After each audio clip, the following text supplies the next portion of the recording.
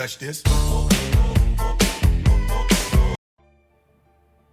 Welcome back to Financial Independence 101. This is Mike. Today I want to talk to you about how some lottery winners go bankrupt. There's articles out there saying 70% of them go bankrupt. That's probably a bit high. It's actually a much smaller percentage. But we're going to discuss this, and since very few people actually win big in the lottery, then there's not that big of a sample size. And why would you even care about this? Because you're probably not going to win. The average person is not going to win the lottery because it does relate to a few other things in your life financially. Although in this video I'm only going to touch on it, there's a lot of people that get a huge tax return and then a couple months later are broke and struggling to get by again. I will discuss this because I think this is relevant to a lot of people out there. And if you kind of change your mindset, this will stop happening to people. And then of course, it's the sad but yet satisfying story about MC Hammmer. So I'm going to touch on that. I'm going to start with the lottery winners, go to the people that get huge tax returns and are broke the next month, and then we're going to end with the MC Hammmer. And all of it's related, and all of them are extremely similar. We're going to talk about this and more coming up.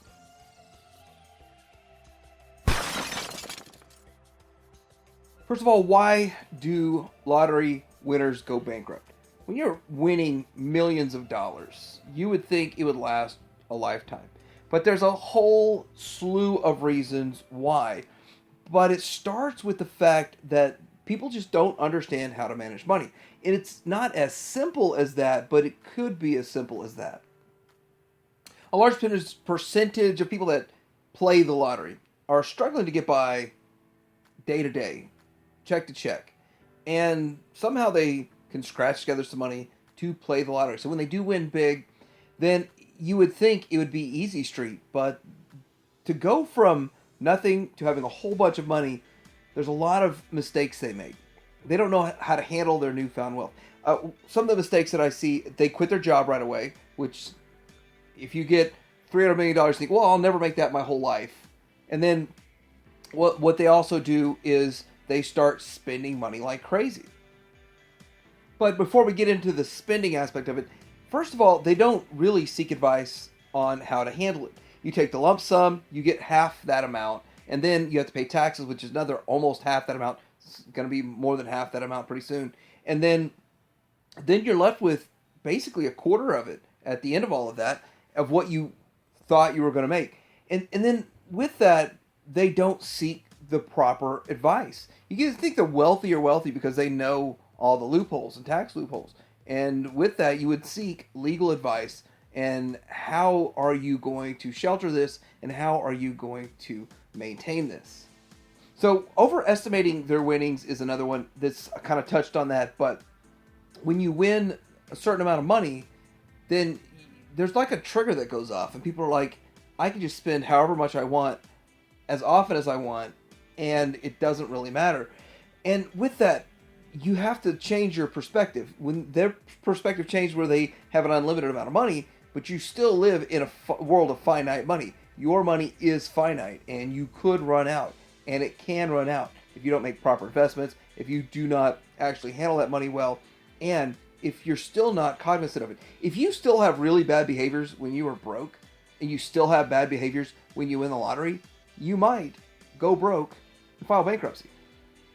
Again, getting back to the legal advice, they make foolish investments.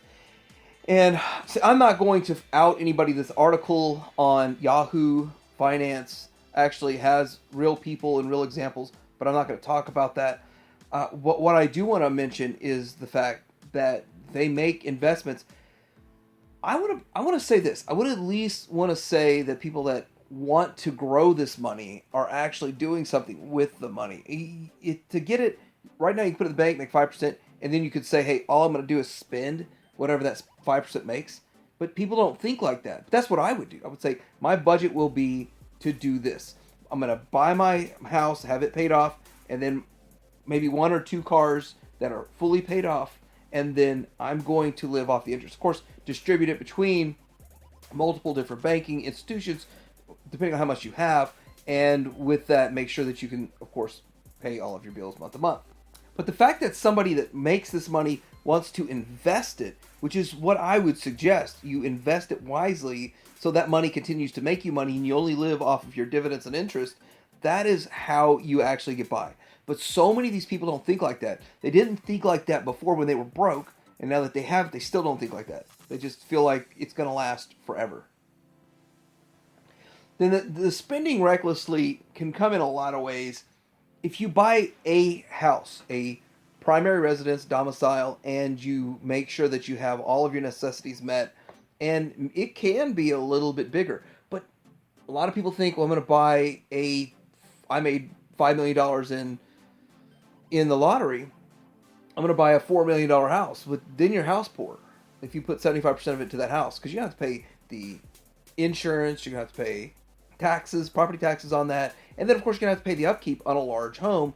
So you start thinking about that. Kind of like what I did was, because I worked my way up instead of it just all being handed to me, I actually, myself and my wife, we bought a home that was older and it needed a little bit of work, and we actually have better property taxes, lower insurance rates, a lot of those kinds of things. So I think the insurance rate, you really no way around it, but still, they don't think like that because they have poor money management before they got the money, and they still have it.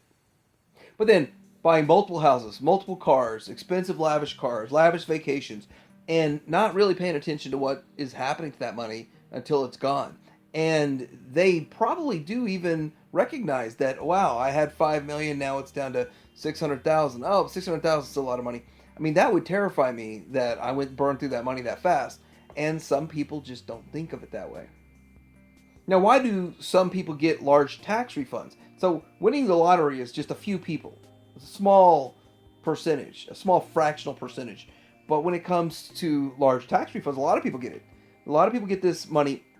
And it's one of those things, I will make an entire video about it, probably January of next year. When you think about these large tax refunds that they get, it mostly through the earned income credit. A lot of times these people don't have $100 in their pocket at any given time, and they're struggling to get by. And I'm not going to lie, I'm not going to be negative about that. If you can get the money out of the government, get it. If the government offers it, get it. I will never chastise you. Any dollar the government offers up that I can grab my hands on, I want to get some of what I paid into this broken system back. And with that, I'm not going to chastise anybody for this.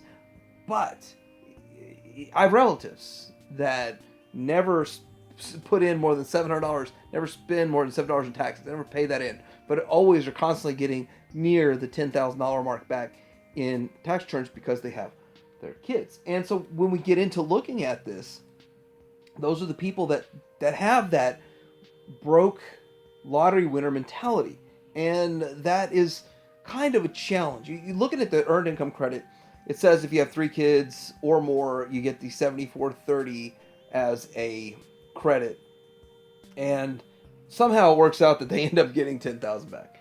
I'm not 100% sure on that, but you can look at this chart. It'll show you there's a point of diminishing return, getting closer to the $50,000 mark where you kind of lose it. So the diminishing return is at the $50,000 mark. And if you're married, if you're unmarried, then it's a different diminishing return, but not a whole lot. But still, when you look at all of this, people that are only used to having not even $100 in their pocket on a daily basis get an influx of $10,000. It goes fast. Now, some people make wise decisions. They pay off their debts, and they're out of money because they paid off their debts, and they're not having to pay as much interest, and that's smart. But other people make bad decisions, and they're buying expensive cars or just things that are not necessities, wastefully blowing it. There's like, I'm going to treat myself. We deserve this. I deserve this. That's the wrong mentality to have. If you have that mentality when you get your tax return, you need to say, I want to pay down my debt. I'm going to put some savings away, and I'm going to make sure that I'm not struggling from, I get this tax return in February, and that come April, like right now is April, I'm not struggling in April. Well, I think people are struggling in April now. They blew through that cash. We get to the story of MC Hammmer, which is... You can't touch this. It's quite an interesting, fascinating story. It sounds like an amazing dream come true to be a popular star like MC Hammmer was. And then he ended up into bankruptcy. But at one point in time, he had $70 million net worth. But what happened here? So he employed hundreds of staff members, including an entourage of 40 plus people. So it's wasteful spending, it's flamboyant spending. But when you're in kind of the industry, you kind of have to keep up some sort of a persona in a way. But you don't have to go to that extent. But this is kind of riding the wave of his initial success. The money that was flowing in his mind, it was going to always flow in like that. So you can keep spending like that. But if you didn't, he probably thought if you didn't spend like that, you wouldn't keep it flowing in. But also, he does want to give back to his friends and family members, and he wants to employ them to be part of, come along with me for this journey. I mean, it's really, he had a big heart and great intentions. But he did live in an overly lavish home. It was he had massive houses, massive cars, spent a lot of money, and he even admits that he didn't utilize most of the house. Like 75% of the house he wasn't even using. And he never even remembered going into sitting on the couch in the living room, as an example, or he only used one of the bathrooms one time. And then cars, just his transportation consisted of private helicopters, jets, limos, and spent lots of money on all of that. And with his income, although he had a great level of income, it can't support that forever. I mean, he's acting like he's the U.S. government here, you know what I mean? Purchased 19 thoroughbreds for whatever reason. Maybe this was a childhood dream of his or something, but they go for $1 million each, and he felt he needed 19 of them, I guess. I wouldn't have thought to spend the money in this way, but he did. He was also sued. So here's the other problem. When you go up to the top, everybody wants to take you down. Everybody that's at the top, somebody wants to take them down. Anyone's top, people want to take them down. And lawsuits, his were mostly from copyright infringement, which I really did not see the copyright infringement. But he settled them instead of just fighting them and spending the endless resources on legal battles. He settled them, just get them over with. But with that, yeah, that's more and more money chipping away at his income. Of course, expensive clothes. Again, you have to keep up that rap style, that style for these singers, and you have to be over the top. And I do feel like he was kind of over the top. And everybody wanted Hammmer pants. Why didn't he just didn't invent a certain type of pants? And why didn't he sell those Hammmer pants as official Hammmer pants? That would have been a great way to make money. I mean, maybe a little bit too late. I don't know if he thought he was going to cause that fad. People would have jumped on that fad for a little while. Just a little while. Probably only like 3 years. And then, of course, he didn't have true financial... So we're starting to see all this mirror, right? Like, the lottery winners don't actually get the right financial help. They think, oh, well, I've got the money, I can just manage it. And he hired his brother to be his financial manager, which doesn't make any sense. He could have hired a professional. Yes, he wants to keep friends close and family closer, but it was a bad decision at the end. And then comes the change in hip-hop style, and of course, I remember hearing his songs at first, and then after a while, I wanted more music from him, and I was just like, that's not a great song. And I don't want to hear that song again. I don't want to hear that song again either. And truthfully, he had a couple of great hits, and he couldn't replicate it. He couldn't keep it going. And he didn't change with the times. And with that, the money stopped flowing in. He did think the hits would keep coming, and he still kept spending. With that, he didn't adjust his spending based on his income level dropping, which is a problem. Which is an issue that we can deal with on a daily basis. If we have a problem with our income, we need to adjust our spending. And the way I got to a level of comfortableness, I'm not rich, I'm just comfortable, is by spending about 35% of my disposable income. That was our budget, and that's how we did it for a long time. Now I do spend considerably more than that. Most of it not by design. I didn't expect 30% inflation, but I wasn't spending way more than what's coming in, like good old Hammmer here. Now, getting into this filing of bankruptcy, and there's details about it in 1996 he filed for Chapter 11, and then it was changed to Chapter 7 in 1998, and then 2002 he went back to bankruptcy to court. But here is the message, is that would you do anything different again? No. And the reason is because he is the culmination of all the experiences that has happened to him.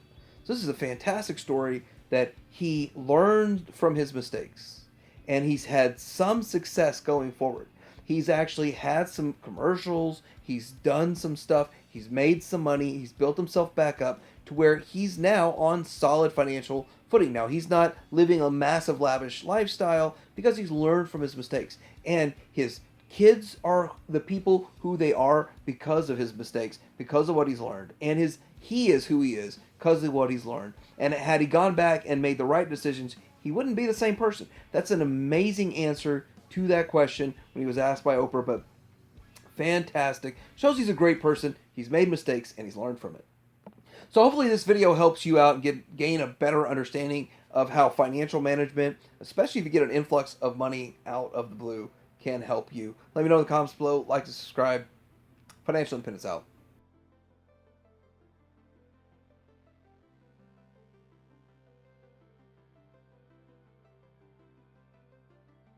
My